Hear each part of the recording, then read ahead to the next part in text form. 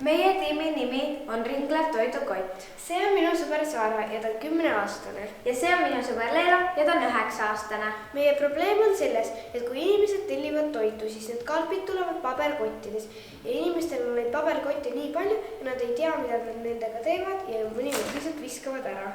Meie idee on teha Ringlev toidukott, mis on taaskasutav ja ringmajandatav. Ring käib nii, et restoranist läheb see kott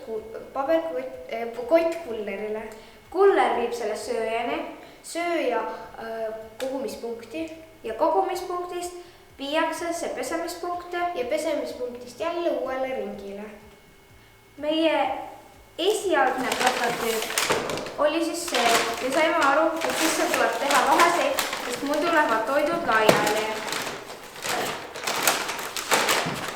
Ja teine prototüüp oli juba riidest, kus ei ole veel sees vaheseina, aga küll me sellega sellisesse teeme.